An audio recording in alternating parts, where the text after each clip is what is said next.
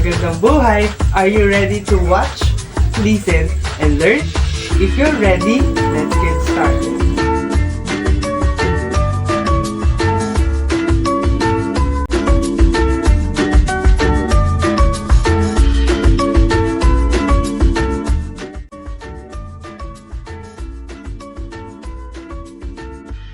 It's all about finding the area of a parallelogram. So, bago tayo mag-proceed sa bagong lesson, so, let's try to answer this given problem.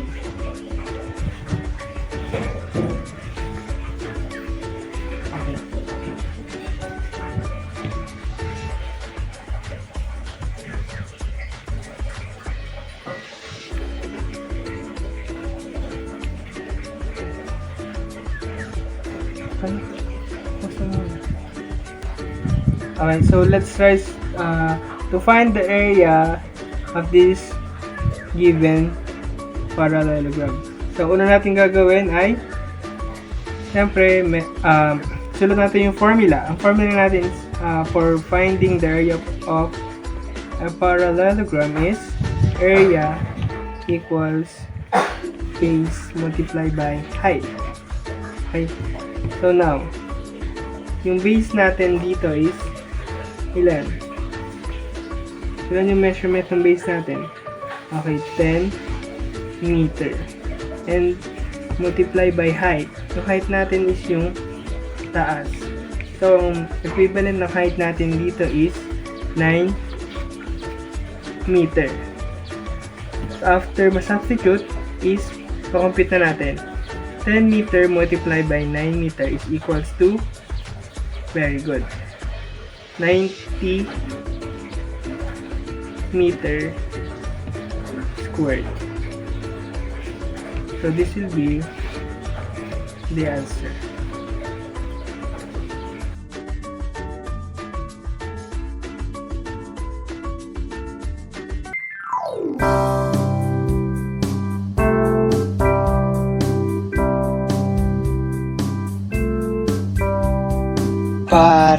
Parallelogram, find the area, solve it now.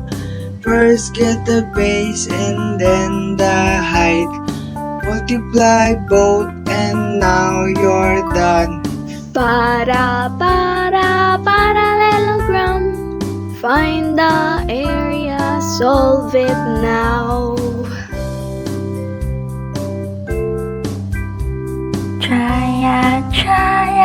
Triangle, find the area, solve it now. First get the base and then the height. Multiply both and divide it by half. Triangle, find the area, solve it now.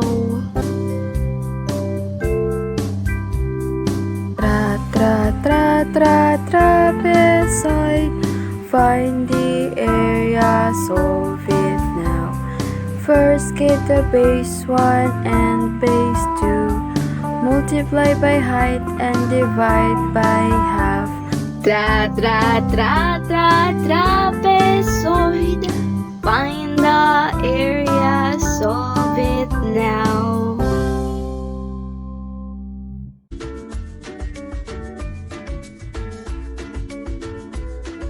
So, paano natin makukuha yung area ng triangle? Okay, sabi natin sa jingle kanina ay hanapin muna yung base and height. So, hanapin natin yung base. So, ano ang base ng ating triangle? So, yung base is yung ilalim. Okay, so what will be the base? Okay, very good. 4 centimeter. Okay. Now, yung height naman, what will be the height? Yung height is yung taas. Okay? Yung height natin dito sa given figure ay 5 cm. Okay, so meron na tayong base and height. Ngayon naman, kailangan naman natin is yung formula.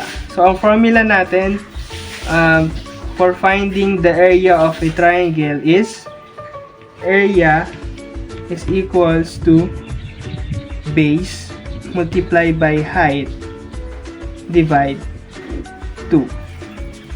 Okay? So, nakuha natin yung base and height and meron na rin tayong formula.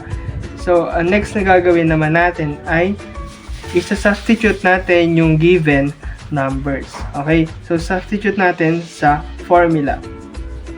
So, ilan yung measurement ng base natin? So, ang base natin is 4 cm. And yung height naman natin is 5 cm. Okay? So, bring down 2 or yung lower part. Kakapi lang natin sila. Okay? So, next naman is magko-compute na tayo. So, una natin ko-compute dito is yung upper part. Ito, yung 4 cm multiply by 5 cm. So, ano yung sagot? 4 cm multiply by 5 cm. Okay? So, magiging sagot natin is 20 cm. Okay? Squared. Squared na siya. Natin is 2 cm. So, just copy yung naiwan. Copy lang natin yan. Division na tayo. So, 20 cm squared. So, ano magiging sagot? Very good. So, magiging centimeter squared na lang. So, this will be the area of our given. So, let's try another example. So, dito, meron naman tayo given na ang height natin dito is 8 cm at ang base natin is 4 cm. So, ilan nga ulit yung base natin? Yung sukat sa ilalim. Okay, ilan? Okay, very good. 4 cm. And yung height natin is yung linya or yung taas is equals to 8 cm. Okay, so sulat yung formula and then after masulat yung formula naman ay i-substitute yung mga given numbers. Okay, so ang base natin is 4 cm multiply by 8 cm. Okay? And then copy lang natin yung 2. Okay. So ano una natin i-solve? Siyempre yung upper part, yung multiplication. Okay? So 4 cm multiplied by 8 cm is equals to, okay, very good, 32 cm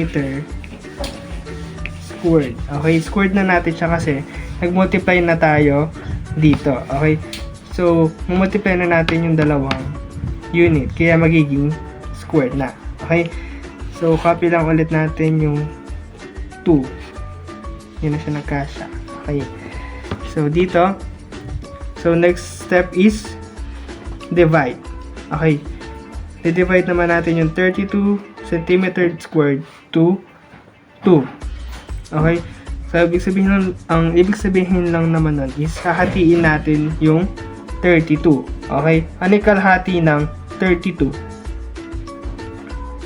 Okay, very good. Ang kalahati ng 32 or 32 cm squared divide 2 is equals to 16 cm squared.